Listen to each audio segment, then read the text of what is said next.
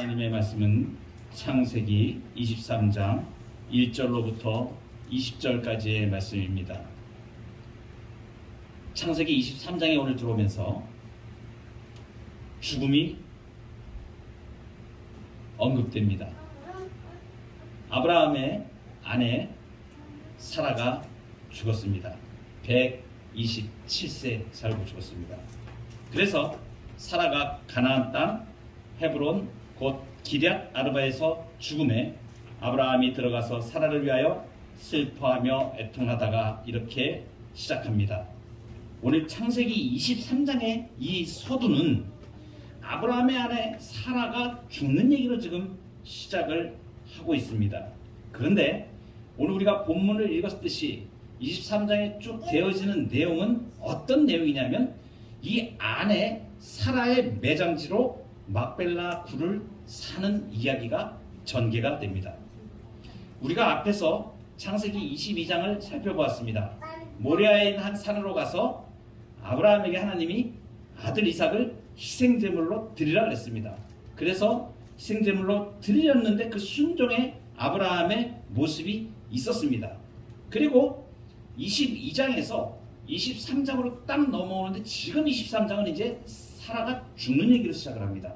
그런데 우리 성경에 22장의 후반부에 이 22장 이삭의 얘기, 희생제물로 드리는 얘기하고 요 23장 사라가 죽는 요 중간에 생뚱맞게 생각되는 내용이 하나가 싹 들어가 있습니다. 그러니까 이 성경이 기록된 걸 보면 정말 놀랍구나 하는 것을 나중에 발견하게 되는데 이게 다소 좀 지금 줄거리가 이렇게 흘러가는 줄거리하고는 약간 생뚱맞다 하는 느낌이 드는 그런 내용이 들어가 있는데 그 내용이 뭐냐면 22장 20절부터 24절 사이에 나홀의 족보가 들어가 있습니다. 이 나홀이 누구냐면 아브라함의 동생이거든요. 갑자기 좀 엉뚱하게 생각될 정도로 모리아산의 아브라함의 순종의 얘기 그리고 이제 쭉 흘러가서 이 얘기가 사라가 죽는 얘기가 나오는데 그 중간에 이 얘기가 지금 끼어 들어가 있는 거예요. 그런데 그 내용이 뭐냐면 아브라함의 동생 나홀이 아브라함의 그 다른 형제인 그 하란의 딸 밀가하고 결혼했다는 얘기입니다. 그리고 그러니까 이 나홀이 지금 조카하고 결혼하게 된 거예요. 아브라함의 형제거든요. 그런데 자기 형제의 딸하고 지금 결혼한 겁니다. 조카하고 결혼한 거예요.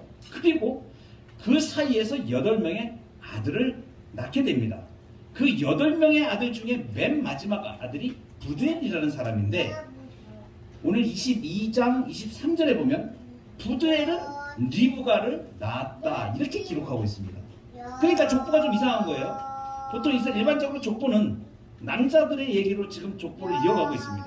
그래서 위에서부터 셋, 에너스, 게람, 마랄레 쭉 이렇게 족보, 창세기의 족보가 쭉 뜨는데 특이하게 지금 여기 갑자기 아브라함의 형제 얘기가 나오더니 조카가 하고 결혼을 했는데 8명의 아들을 낳았고 그 말째가 부두엘이라는 사람인데 거기서 딸을 낳았는데 그 딸 이름이 리브가라고 지금 기록하고 있는 겁니다. 우리는 성경을 뒤에 다 읽었기 때문에 웬만한 분들이 이 내용을 압니다. 리브가가 누굽니까? 나중에 이제 뒤에 오늘 읽은 뒤에 이제 24장에 가면 아브라함이 아들 이삭을 위하여 아내를 이제 구하는 과정으로 들어가게 됩니다. 아내가 되는 사람이 누굽니까? 지금 그 얘기를 하고 있는 겁니다. 그런데 족보에 리브가를 딱 언급을 하고 바로 이어서 23장에 지금 사라가 죽는 것입니다. 특이한 기록이죠. 그러니까 리브가는 나중에 이삭의 아내가 되는데요. 어떻게 리브가의 이름이 등장하고 그리고 나서 23장에 사라의 죽음이 이어진다. 두 사람 다 어떤 사람이에요? 여성입니다. 여성인데 지금 언약의 백성들의 어머니가 되는 역할을 지금 열국의 어머니가 지금 사라였지 않습니까? 이 사라가 이제 죽겠게 되는데 이 뒤를 이어서 하나님의 언약을 이어갈 사람 리브가를 준비시켰다는 것을 지금 성경에 이렇게 기록을 통해서 지금 보여주고 있는 것입니다. 하나님의 언약은 실패하거나 중지될 수 없음을 보여줍니다. 그러니까 여러분, 오늘 23장의 첫 번째 우리가 생각해 볼 수 있는 것은 뭐냐면 삶과 죽음의 문제입니다. 우리는 이 땅에 태어나서 누군가 이 땅을 살다가 누구라도 다 죽음을 맞이하게 됩니다. 그런데 하나님 안에 있는 죽음은 좀 특별합니다. 성도의 죽음은 특별하다고 지금 말씀을 드리는 겁니다. 여기 지금 사라와 리브가 뿐만이 아니라 모든 성도들이 지금 이름은 명시되지 않았지만 누구의 언약 속에 있냐면 하나님의 지금 언약 속에 있는 우리 백성들인 것을 말씀해 주고 있는 것입니다. 그러니까 한마디로 하나님 나라의 이 완성 때까지 하나님의 이 언약의 끊임없는 전승이 계속되고 있다는 것을 말씀해 주고 있고, 하나님 나라는 하나님의 철저한 계획에 의해 한치의 오차도 없이 유지되며 완성되어 간다는 것을 지금 말씀해 주고 있는 것입니다. 그래서 우리가 이 말씀을 통하여 알게 되는 사실은 성도에게 준비 없는 죽음은 없다는 것입니다. 사라가 죽음을 지금 얼마나 준비하고 죽었는지는 우리는 잘 모릅니다.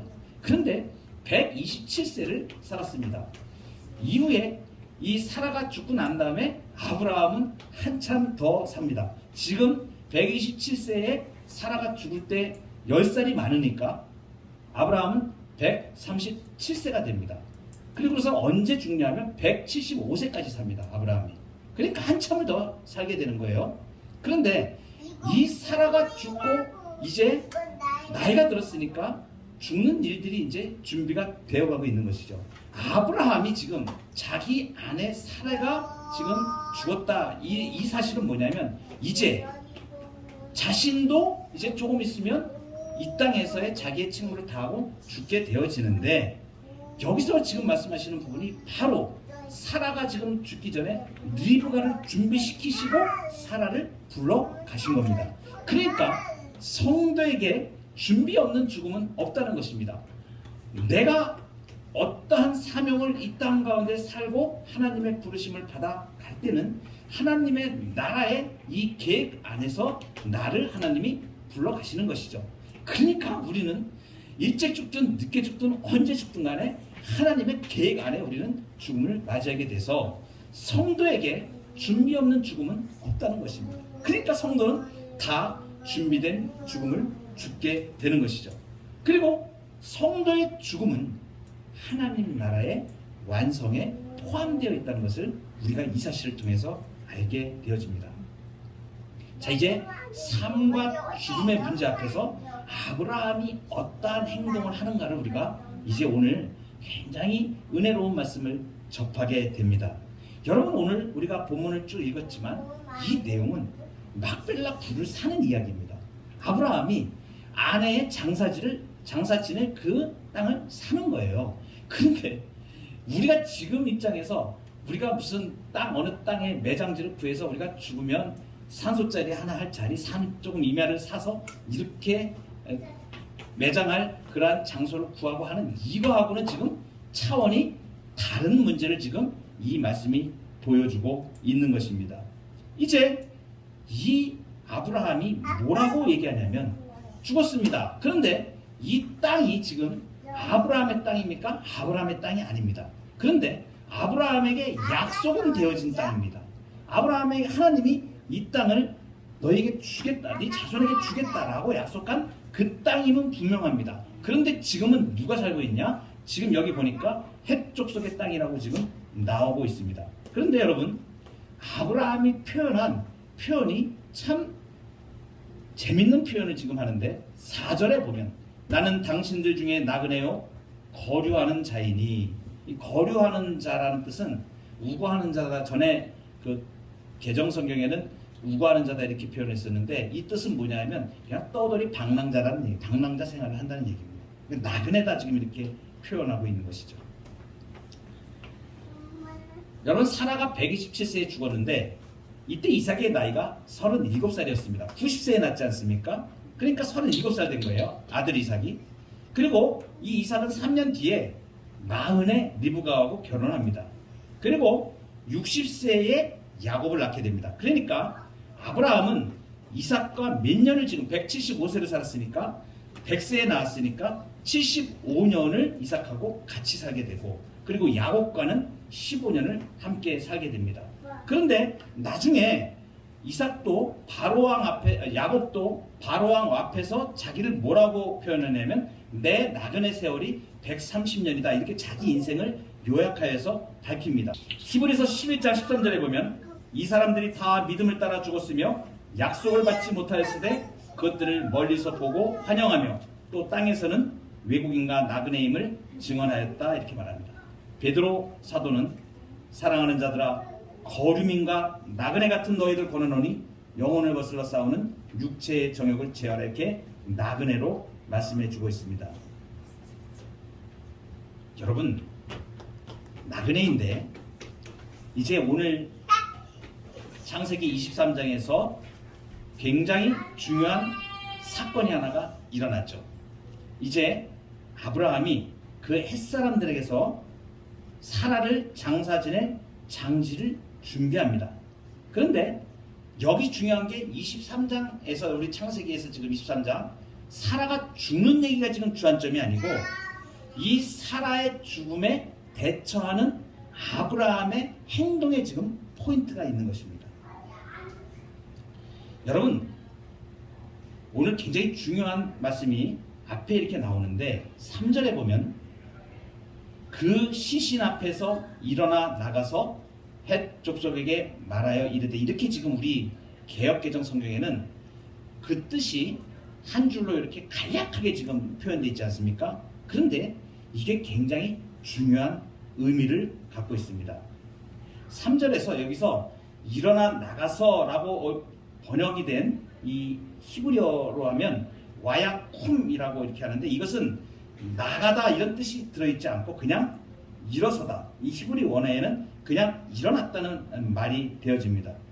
그리고 이 3절 앞에 이 초반부에 시체 앞에서 이렇게 표현, 시신 앞에서 지금 이렇게 되어 있죠. 이 앞에서 이 단어는 어떤 뜻이냐면 원문으로 보면 우리는 지금 그냥 시신 앞에서 이렇게 번역이 되어 있는데, 실제로 원문의 뜻은 그 의미가 좀 많이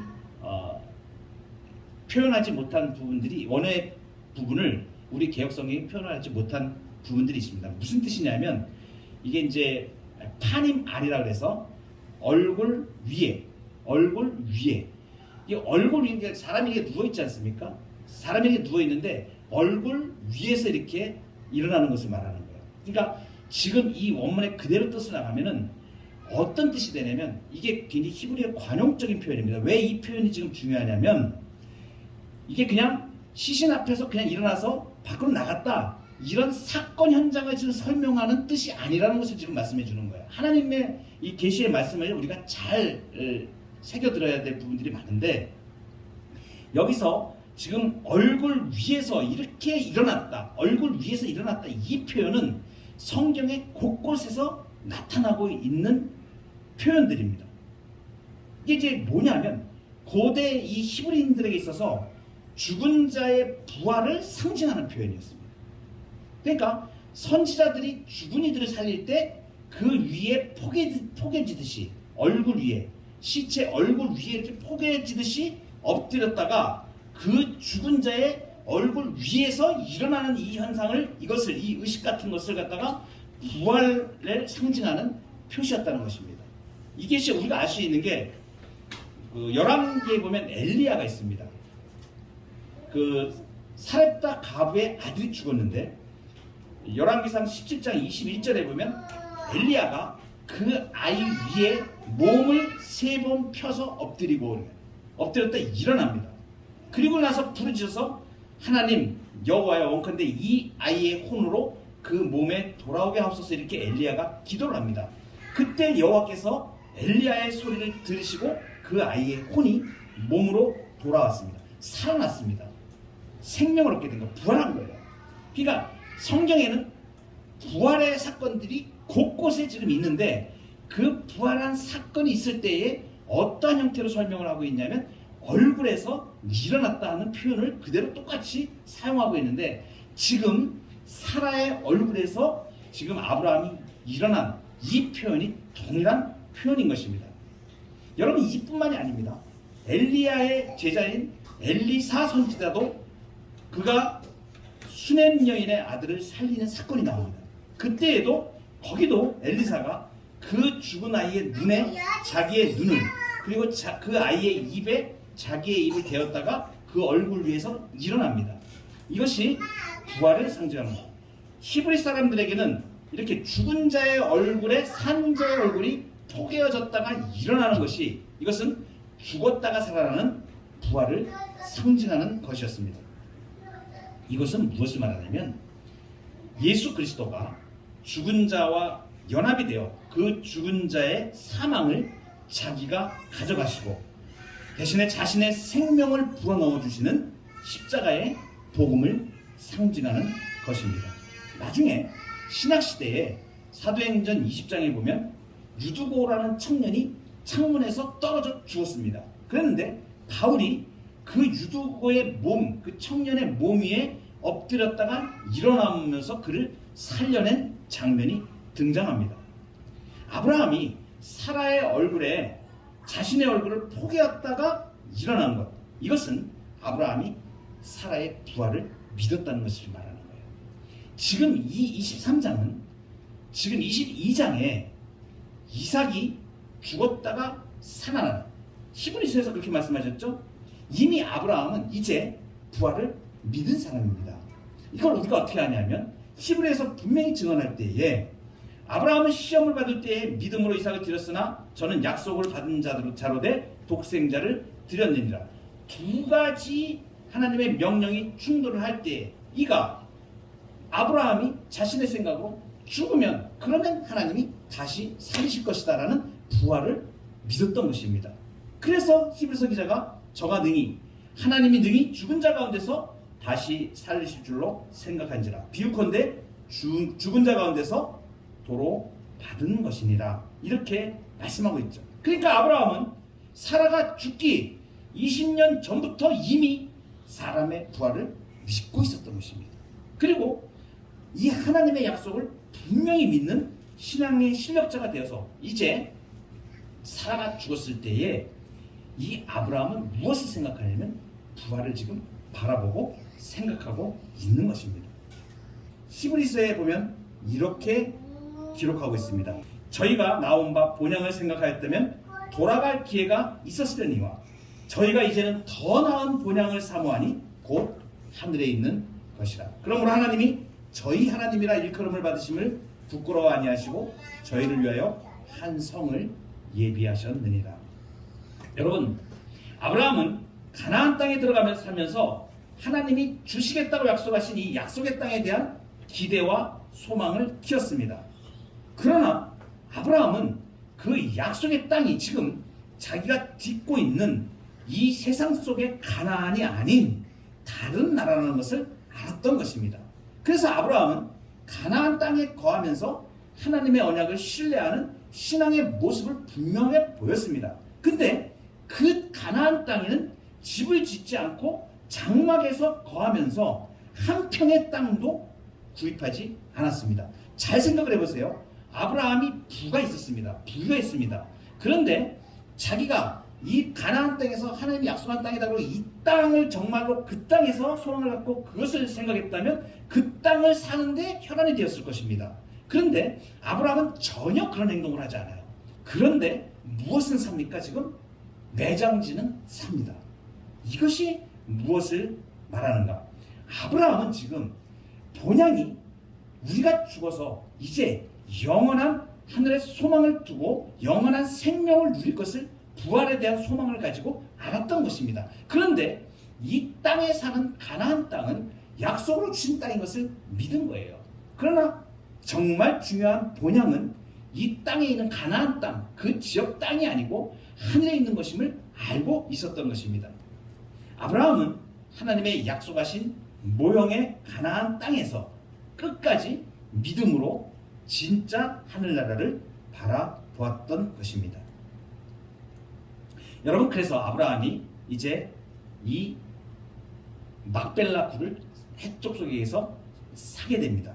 이 사는 과정에서 이 에브론이라는 사람이 해쪽 속에 있는 사람이 그 땅을 그냥 주겠다고 이렇게 처음에 얘기를 합니다. 그런데 극구 아브라함이 값을 치르겠다 그래요.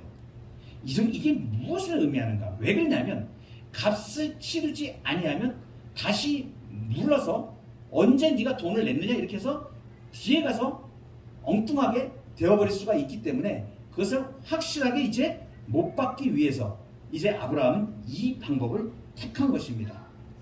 이제 자기 아내와 자기의 장지를 가나안에 완벽하게 지금 사는 일을 하는 것입니다. 자기가 죽는 한이 있더라도 그 약속은 지켜질 것이라는 확신이 있었기 때문입니다.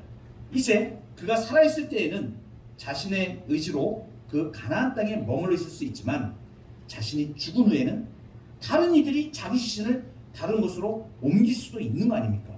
그러니까 아예 확실하게 못 박아서 그걸 살려고 그러는 것입니다. 그런데 이 값이 좀 많이 치렀습니다. 여기 보면 은 400세겔이라고 얘기를 하고 있는데 이 은 400세겔은 모든 신학자들이 그 당시에 그 지역에 그 밭을 끼고 있는 막벨라 굴이 얼마나 갇혀 있을지 모르겠지만 그 면적이 얼마나 되는지 이런 것도 나와 있지 않게 잘은 모르지만 고대에 거래되어지는 그러한 그 수메르 바벨론 시대에 그 통용되는 은 400세겔로 생각할 때 이것은 터무니없이 굉장히 비싼 값을 부르는 것으로 신학자들이 다들 보고 있습니다. 그러나 아브라함은 이렇게 거금을 주고 그 무덤을 사버린 것입니다. 이것은 하나님의 백성은 이 땅에서 보이지 않는 하나님 나라를 이제 확고하게 붙들며 사는 사람들이기 때문에 이제 손해를 감수하고라도 하나님 나라의 도래를 확신하고 그 아직 오지도 않았고 보이지도 않는 하나님 나라에 아브라함은 이제 소중한 물질과 시간과 능력과 힘을 투자하게 된 것입니다. 다른 말로 얘기하면 세상의 힘을 털어서 하나님 나라를 준비한 것입니다. 여러분, 이 막벨라굴을 아브라함이 산 이 의미가 우리에게 오늘 어떻게 적용되어질 수 있을까요? 오늘날 성도인 우리에게 주어진 이 땅의 가시적인 가나안은 어디인가 하는 문제입니다. 아브라함에게 주어진 약속의 땅 가나안은 참 약속의 땅인 하나님 나라를 상징하는 것이었습니다. 그래서 아브라함은 그 부활신앙으로 하나님 나라를 상징하는 그곳에 무엇을 한 것입니까? 매장지를 매입했던 것입니다. 오늘날 살아가는 현재의 우리 아브라함의 후손들에게는 완성된 하나님 나라를 상징하는 약속의 땅이 가나안 땅이 지금 무엇으로 우리에게 주어져 있습니까? 우리가 기업으로 얘기하는 우리의 기업, 하나님의 기업으로 얘기하는 교회가 바로 가나안 땅입니다. 여러분, 우리는 오늘날 교회를 통하여 하나님의 언약을 확인할 수 있으면서 그 교회에서 세상과 구별된 나그네 삶을 지금 우리가 살아내고 있습니다. 장막을 치고 살아가고 있는 것이죠. 그런데 그 장막이 어떤 장막입니까? 임마누엘, 하나님이 우리와 함께 하시는 우리는 그 장막을 치고 이 땅에서 살아가고 있는데 그것이 바로 교회인 것입니다. 성도는 교회에서 하나님이 약속하신 그 하나님 나라를 바라보고 소망할 수 있고 아브라함과 이삭과 야곱이 막벨라 굴에 자기를 묻어달라고 한 것처럼 그러한 마음으로 이제 우리는 교회에다 우리의 소망을 묻고 살아가고 있는 것입니다. 한마디로 말하면 우리는 신앙의 이 여정 동안에 교회의 울타리 안에서 나그네로 살다가 그리고 신앙 공동체 안에서 죽음을 우리는 맞이하게 된다는 것입니다. 여러분, 우리는 영원한 나그네입니다.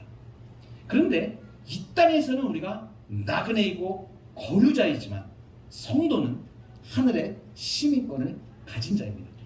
그래서 빌립보서 3장 20절에 이렇게 말씀하십니다.